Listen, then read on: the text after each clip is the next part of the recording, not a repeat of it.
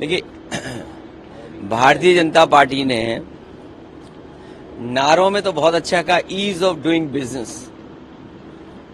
Ease of doing business नहीं है, यहां ईज ऑफ डूइंग करप्शन है, ईज ऑफ डूइंग क्राइम है, ईज ऑफ डूइंग इंसल्ट है, ईज ऑफ डूइंग कमीशन है।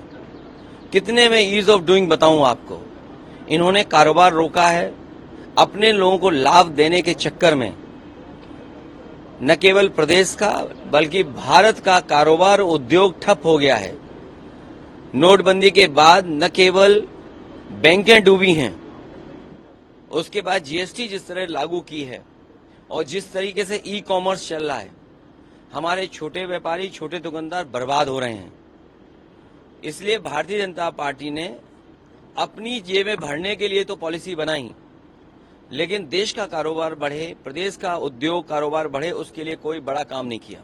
रामनवमी से पहले सीएम योगी का निर्देश आया है कि 500 मीटर के रेडियस में धार्मिक स्थलों के कोई भी मीट मटन की दुकान नहीं खुलेगी। साथ में रामनवमी का रामचरितमानस का पाठ होगा 6 और 5 को। देखिए, मैं अपने पत्रकार साथियों से कहना चाहता हूं, हालांकि इन्वेस्टमेंट जमीन पर नहीं आया है, किसी न किसी माध्यम से भारतीय जनता पार्टी ने आपके चैनलों पे इन्वेस्टमेंट ला दिया है, आपके चैनलों पे इन्वेस्टमेंट आ गया है। लेकिन कोविड के बाद से आपका वेतन अभी तक नहीं बढ़ा है। अगर आप में से किसी का भी वेतन बढ़ा हो तो बता दो आप। लेकिन आपके चैनलों पे इन्वेस्टमेंट आ गया है। इस प्रदेश की बुनियादी जो समस्या है कि बिजली की है, महंगी बिजली है, यहाँ कारोबार नहीं हो रहा, नौकरी नहीं मिल रही, रोजगार नहीं है। और फिर जो आपने बड़ा सपना दिखाया था 40 लाख करोड़ एमओयू, कम से कम ट्रांसपेरेंसी, ये जो कहते हैं ना जीरो टॉलरेंस, हम ट्रांसपेरेंट गवर्नमेंट चला रहे हैं, हमारे अंदर ट्रांसपेरेंसी है। तो कम से कम 40 लाख करोड़ में कितना इन्वेस्टमेंट जमीन पे आया है और उस इन्वेस्टमेंट से कितने लोगों को नौकरी रोजगार मिला है, कम से कम ये तो बता दें। इसलिए इस सरकार की जो नीयत है, जो मंशा है, जो उनका फोकस है, जो उनकी स्ट्रेटेजी है, वो ये है कि बुनियादी सवाल न पूछे जाएं, बुनियादी सवालों पर चर्चा ना हो। इसीलिए धार्मिक ये सवाल उठाए जाते हैं। और सच्चाई ये है, कोई भी कपड़े पहनने से योगी नहीं बन जाता है, कोई भी वस्त्र पहनने से योगी नहीं बन जाता है। विचार से योगी होता है, अपने काम से योगी होता है। बिहार में आज अमित शाह ने फाइनल कर दिया कि अगर एनडीए की सरकार बनती तो नीतीश कुमार ही सीएम होंगे।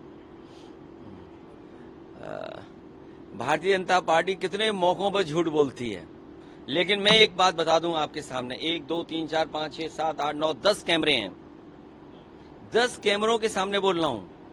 आप लोग झूठ बोल सकते हैं, आप लोग झूठ नहीं, आप लोग बात बदल सकते हैं, लेकिन ये कैमरे बात नहीं बदलेंगे।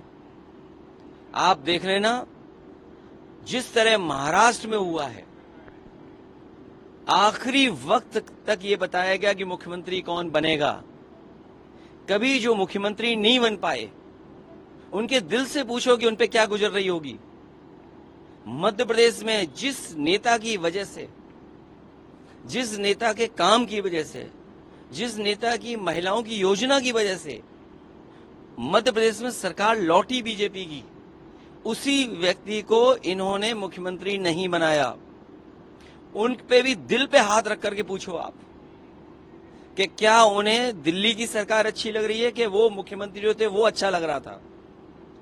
इसीलिए मैं बिहार की जनता से कहना चाहता हूं, और हमने तो पहले भी कहा था कि नीतीश जी को हम लोग प्रधानमंत्री बनाना चाहते थे, लेकिन ये बीजेपी वाले उन्हें मुख्यमंत्री भी नहीं बनने देंगे।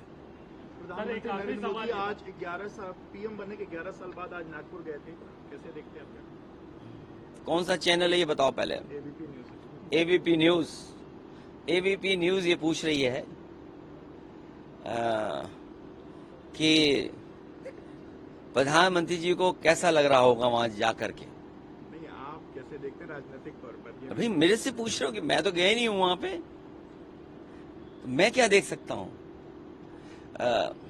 सबसे ज्यादा खुशी अगर कहीं मिलती है तो घर पहुंच कर खुशी मिलती है।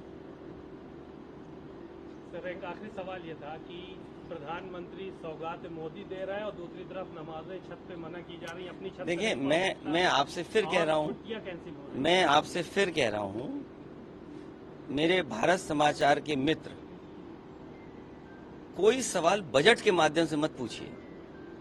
समाज में भाईचारा किससे बढ़े वो सवाल पूछिए। आज हम त्योहार मना रहे हैं, कल भी त्योहार मनेगा। ये त्योहारों का देश है, यहाँ त्योहार मिलजुल करके मनाए जाते हैं। ये हमारे मुख्यमंत्री जी जानते ही नहीं हैं। उन्होंने कभी विवेकानंद जी को नहीं पढ़ा।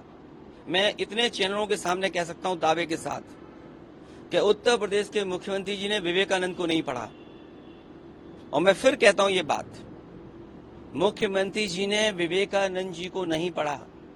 विवेकानंद जी ने शिकागो में जाकर के जो स्पीचेस हुई हैं, जो दुनिया के रिलीजन्स के लीडर्स वहां पहुंचे थे, रिलीजियस लीडर के सामने कहा कि हम उस धरती से आते हैं, उस देश से आते हैं जिस देश की पहचान ये है कि जो भी आया उसमें उसको उन्होंने अपना लिया।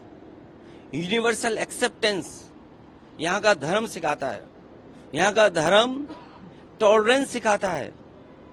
विवेकानंद जी ने यह भी कहा एक समय पर, जब आखिरी दिन उन्होंने भाषण दिया, उन्होंने कहा कि हमारे देश में धर्म बहुत है लेकिन हमें रोटी की जरूरत है। तो मेरे पत्रकार मित्र, रोटी से बड़ी कोई चीज नहीं है, बजट से बड़ी कोई चीज नहीं है, इन्वेस्टमेंट से बड़ी चीज कोई नहीं है।